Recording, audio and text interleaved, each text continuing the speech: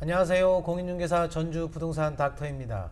2021년 8월 17일부터 개정 농지법이 시행되었고 제도 보완이나 후속 조치 발언이 필요한 내용은 지난 5월 18일과 8월 18일 순차적으로 시행 중에 있습니다. 개정부터 최종 시행까지 1년이라는 기간을 두고 순차적으로 시행을 하다 보니 좀 더 복잡하게 느껴질 수도 있겠습니다만 개정 농지법을 들여다보면 그렇게 복잡한 내용도 아닙니다. 잠시 개정 농지법의 주요 내용을 요약해보면 첫 번째 농지 취득 자격 심사 강화, 두 번째 농지 이용 실태 조사 및 관리 강화, 세 번째 이행강제금 등 농지법 위반 농지에 대한 처벌 규정 강화라고 요약할 수 있습니다. 농지법 개정이나 후속 조치 등이 모두 이 세 가지의 포커스가 맞춰져 있다는 얘기입니다. 이 중 농지법 위반 농지에 대한 처벌 행위는 21년 8월 17일 개정 농지법 시행 즉시 반영되었고 지난 5월과 8월 시행된 개정 농지법에는 농지 취득 자격 심사 강화와 농지 이용 실태 조사 및 관리 강화 내용이 반영된 것이라 할 수 있습니다. 무엇보다 지난 8월 18일부터 시행 중인 농지 대장 제도 시행에 따른 농지 임대차 신고제나 농지위원회 제도의 시행이 농지 이용 관리 및 취득 자격 심사 강화라고 할 수 있습니다. 농지 임대차 신고제와 농지위원회 관련 세부 내용은 이미 영상으로 업로드해 두었습니다.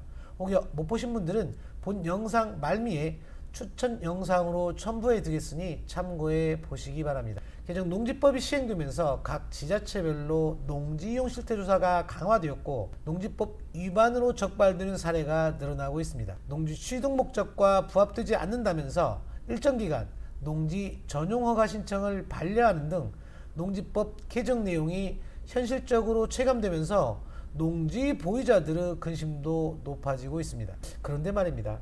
일반 선량한 국민은 행여 본인의 행위가 농지법 위반 행위는 아닌지 전전긍긍하고 있는데 한국농어촌공사 농지은행은 여전히 내로남불의 행보를 이어가고 있다는 것입니다. 도대체 이것을 고맙다고 해야 하는 것인지 구독과 좋아요 부탁드리며 오늘 영상 시작하겠습니다.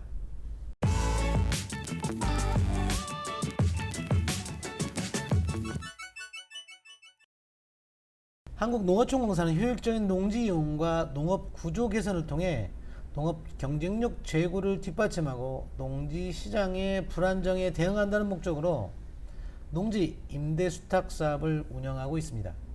일반인에게는 농지은행이나 농지 위탁 임대라는 말이 더 익숙할 텐데요. 농지는 헌법상 경자유 주는 원칙에 따라 자기의 농업 경영에 이용할 자가 아니면 취득하거나 소유할 수 없는 것이 원칙이고 예외적으로 농지 소유자가 농사를 할 수 없는 불가피한 상황의 경우에는 농지은행이 임차인을 찾아서 농지 임대차 계약을 중개하겠다라는 것입니다.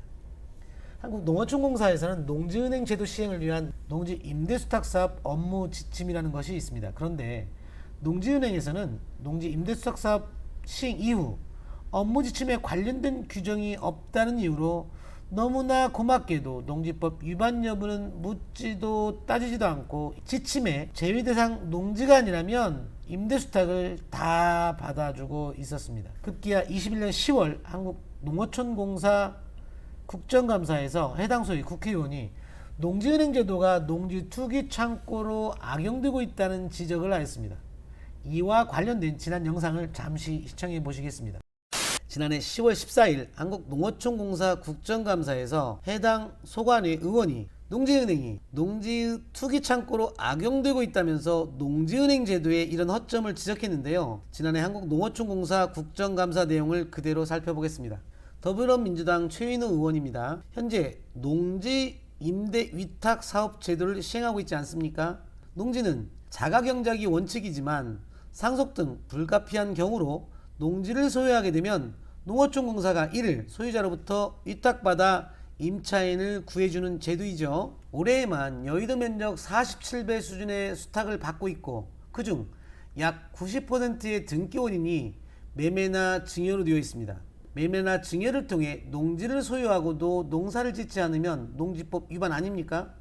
이러면 지자체에서 농지 이용 실태 조사를 할 때 불법 이용으로 적발하고 있습니다. 그런데 매매나 증여로 받은 땅을 농어촌공사에 바로 위탁하게 되면 농지 이용 실태 조사도 받지 않고 농지법 위반을 피해갈 수 있는 거죠. 농사 짓지 않는 도시에 거주하면서 농지를 소유하고 있는 사람이 농지법 위반도 피하고 정부의 수수료 지원도 받고 임대 수입도 얻습니다. 또 나중에 몇 년이 흐르면 시세 차익을 얻을 수 있는 가능성도 있습니다. 이거는 뭐 꿩 먹고 알 먹고 국물까지 먹는 셈입니다. 현재 이런 제도의 허점이 발견되고 있습니다. 표를 한번 보시겠습니다. 농지 임대 위탁자의 주소 현황을 보겠습니다. 서울 거주자가 소유한 관유 농지가 전체의 26%이고 경기도의 경우는 25%입니다. 수도권에 사는 분들이 관유 농지를 소유하고 있으면 농사를 안 지을 확률이 높겠죠. 부산, 대구, 인천 모두 마찬가지입니다.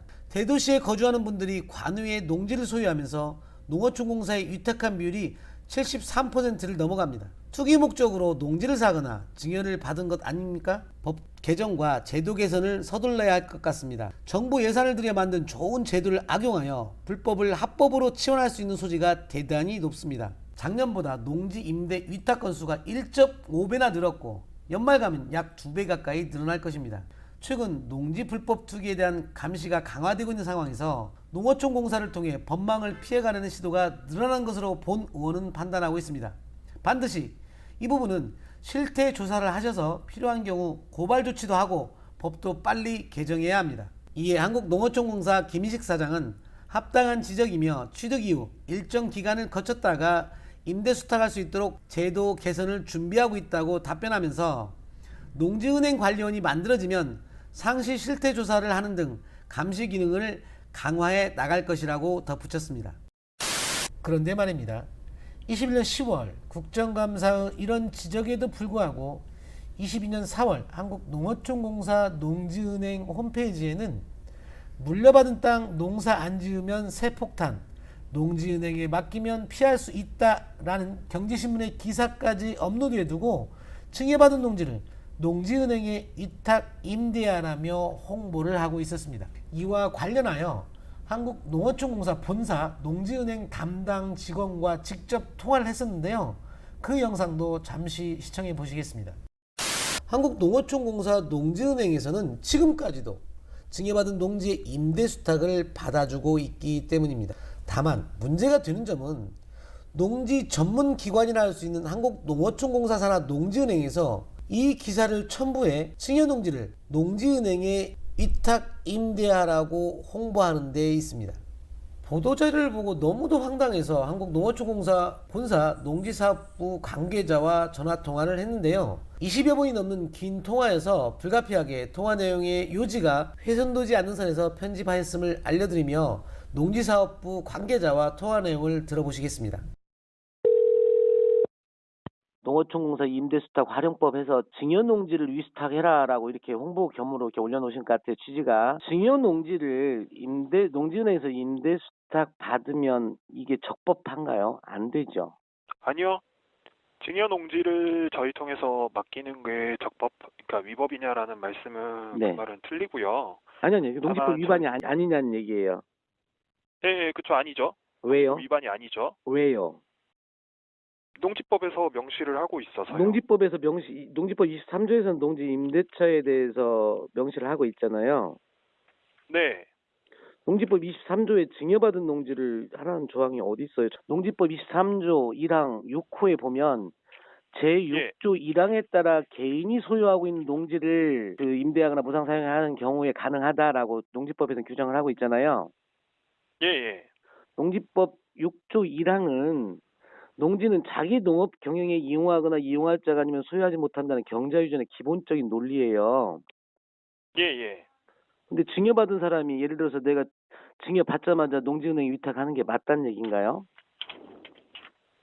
지금 그러니까 경영에 이용하지 않을 자가 소유를 못하는데 경영에 네. 이용하지 않을 자가 그래도 소유하고 있으면 그 땅은 농어촌사를 통해서 임대를 가능하다라는 내용이잖아요. 23조가 아까 말씀하셨는데. 아니, 어떻게 그렇게 해석이 가능한가요? 지금 농지은행에서 증여농지를 위탁받는 법적 근거는 23조 1항 6호란 얘기시잖아요. 23조 1항 6호. 네. 그럼 거기 6조 1항이 뭐예요? 농지는 자기 농업 경영에 이용하거나 이용할 자가 아니면 소유하지 마라. 그런데 예를 들어서 내가 증여농지를 받자마자 농사를 짓지 않고 농지은행에 맡기는 게 그걸 왜 위탁을 받아주냐는 얘기죠. 농지은행에서. 예, 그래서 저희도 네. 지금 네. 그 스탁 가능 그 요건 중에 네네. 보유 기간을 지금 2년 이상 갖고 있는 사람만 받아주려고 지금 변경 중이에요. 증여받은 농지를 네네. 농지은행에 바로 위스탁이 가능해요? 소유권 변동된 다음에 바로 그냥 가능하세요. 그러면 네네. 증여받았다가 바로 위스탁해도 가능하다는 얘기인가요? 현재는 그런데요. 원래는, 그러니까 저희 맡길 수는 있어요. 근데 농지법 위반하는 사례가 될 수 있어서 네. 지자체 읍면 동사무소에 한번 문의를 하신 다음에 진행을 해주셔야 될 것 같습니다. 농지은행에서는 지난해 국정감사 지적 이후에도 계속해서 증여농지를 받아주고 있었습니다. 앞선 영상에서 통화할 당시에는 곧 농지 임대수탁사업 업무지침이 개정될 것이라고 했습니다. 지난 8월 12일 한국농어촌공사 사이트에 2022년 농지 임대수탁사업 업무지침 개정안이 드디어 게시되었습니다. 2022년 농지 임대수탁사업 업무지침 개정안에 임대수탁 제외 농지를 확인해 보니 개정된 내용도 거의 없었으며 증여농지에 대한 어떤 언급도 보이지 않았습니다. 도대체 무엇을 개정했다는 것인지 알 수가 없을 정도였습니다. 결국 농지 임대수탁사업 업무지침에 제외 대상 농지가 아니면 농지은행에서는 향후에도 농지 임대수탁을 계속해서 받아줄 것입니다. 결국은 예전처럼 증여농지도 여전히 임대 위탁이 가능하다는 것입니다. 개정안을 보면 오히려 개정 전에 임대수탁 제외 대상 농지이던 주말체험 영농 목적의 농지를 농업 목적으로 전환하는 경우에는 위탁자 농업인 여부 확인 후 농지은행에서 받아주겠다는 것입니다. 주말체험 영농이란 농업인이 아닌 개인이 주말 등을 이용하여 취미생활이나 여가활동으로 농작물을 경작하거나 다른 생식물을 재배하는 것으로 세대 기준 1,000제곱미터 미만까지 소유가 허용된 농지입니다. 그렇다면 주말체험 영농 목적의 취득농지를 이용해서 어떻게 농업인 자격을 갖추라는 것인가? 농지를 1,000제곱미터 이상이 되도록 추가로 매입하거나 또는 소유농지에 330제곱미터 이상의 고정식 온실, 버섯재배사, 비닐하우스 등 농업 생산에 필요한 시설을 설치하여 농작물 또는 다른생식물을 경작 재배하는 경우에는 농지법에서 정한 농업인에 해당하게 됩니다. 제가 이 얘기를 드리는 이유는 농지법에서 정하고 있는 농업인의 자격이 그렇게 까다롭지가 않다는 것입니다. 이 말의 의미를 잘 이해하고 농지법 위반을 피할 수 있는 방법을 각자 모색해 보시기 바랍니다. 그런데 농지 관련 전문 기관이라 할 수 있는 한국농어촌공사는 도대체 왜 농지법 위반 여부는 묻지도 따지지도 않고 농지 소유자 각자 몫으로 남겨두고 임대 수탁을 받아주고 있는 것일까요? 공기업이기 때문에 어려움에 처한 농지 소유자를 보호하기 위해서일까요? 한국농어촌공사 농지은행에서는 농지 위수탁 사업에 따른 농지 임대수탁 수수료를 해당 농지의 연간 임대료의 5%를 적용하여 매년 부과받고 있습니다.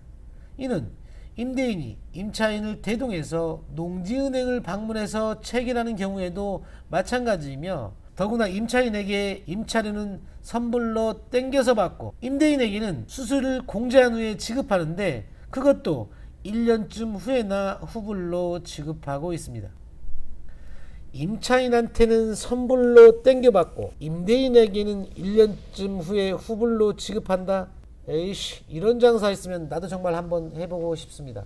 분명한 것은 농지를 증여받은 후 자기의 영농에 활용하지 않고 농지은행에 위탁 임대하는 경우나 개인 간에 농지를 임대차하는 경우에는 농지법 위반이 맞습니다. 그런데 한국농어촌공사는 농지법 위반 여부는 각자 알아서들 하라고 하면서 업무지침에 제외 대상 농지만 아니라면 다 받아주고 있다는 것입니다. 한국농어촌공사의 내로남불식 행태에 열이 받는 이유는 일반인은 개정농지법 시행으로 행여 본인의 행위가 농지법 위반 행위에 해당되는 것은 아닌지 전전긍긍하고 있습니다. 왜냐하면 농지 소유 제한이나 농지 소유 상한을 위반해서 농지를 소유할 목적으로 거짓이나 그 밖에 부정한 방법으로 농지 취득 자격 증명을 발급받은 자는 5년 이하의 징역 또는 토지 가액에 해당하는 금액 이하의 과태료도 아닌 벌금에 처해지며 농지를 불법 임대차, 불법 위탁 경영으로 적발된 경우에도 2천만 원 이하의 벌금에 처해지는 등 농지법 위반 행위에 대한 처벌 규정이 대폭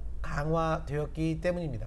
공인중개사의 경우 농지 불법 취득, 불법 임대차 등에 관한 위반 사실을 알고도 권유하거나 중개하는 행위, 중개업소에서 광고하는 행위를 금지하며 이를 위반한 경우에는 3년 이하의 징역 또는 3천만 원 이하의 벌금에 처하겠다고 합니다. 아니, 농지 전문기관인 한국농어촌공사는 당사자가 각자 알아서 하라고 하면서 농지법 위반 여부는 묻지도 따지지도 않으면서 공인중개사는 어떻게 하라고요? 이거원 참말로 내로남불도 이런 내로남불은 처음 봅니다. 하여튼 정말 각자 도생의 시기입니다. 각자 잘 알고 현명하게 대처해야 할 것입니다. 여러분의 슬기로운 부동산 생활을 응원하겠습니다. 끝까지 시청해 주셔서 감사합니다.